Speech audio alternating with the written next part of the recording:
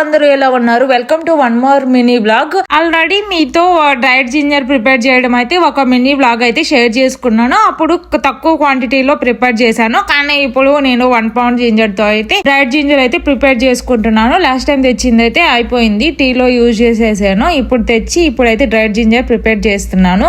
మీకు కావాలి అనుకుంటే డైరెక్ట్ గా ఇలాగా డ్రై చేసుకొని కావాల్సినప్పుడు ఎంత కావాలంటే అంత యూజ్ చేసుకోవచ్చు. కానీ నాకు అలా కాకుండా ఇది పీల్ తీసేసి 1 time టీలోకి ఎంత కావాలో అంత చిన్న పీసెస్ లాగా కట్ చేసుకొని అది డ్రై చేసుకుంటున్నాను. అంటే యూజ్ చేసేటప్పుడు ఇంకా టైం వేస్ట్ కాకుండా క్విక్ గా ప్రిపేర్ చేసుకునేలాగైతే నేను ఇలాగ చేసుకుంటున్నాను. మీకు ఈ ఐడియా నచ్చింది అంటే మీరు ఒకసారి ఇలా ట్రై చేయండి. డ్రై జింజర్ ప్రిపేర్ చేసుకునేటప్పుడు అందులో వర్షాలు పడడము అంటే మొంతా తుఫానికి ఇంకా ఎఫెక్ట్ అయితే ఇంకా ఉంది అని అయితే చూస్తున్నాను న్యూస్ లో. ఇంకా మా ఫ్యామిలీని కడుక్కుంటే మేము అందరూ సేఫ్ గానే ఉన్నాము, ఇప్పుడు ఏం ప్రాబ్లం లేదు అన్నారు. అంటే కొంతమంది డ్రింకింగ్ వాటర్ ప్రాబ్లం అని, లేకపోతే ఎలక్ట్రిసిటీ ప్రాబ్లం అని అలాంటివి ఉన్నాయి. కానీ ఇంకా అందరూ బాగానే ఉన్నామైతే అని అయితే అన్నారు. మా నేటివ్ ప్లేస్ లో అయితే ఇంకా వర్షం వాటర్ కి మొత్తం రోడ్డు మీద వాటర్ వచ్చేయడము అలా అయితే జరిగింది. అప్పుడు కొంతమందికి అయితే కొంచెం హెల్ప్ఫుల్ అయినది అని చెప్తాను, ఎందుకంటే అక్కడ ఫిషెస్ పడడము మొత్తం వాటర్ వల్ల ఫిషెస్ పడడము అలా అయితే జరిగింది. ఇంకా అందరూ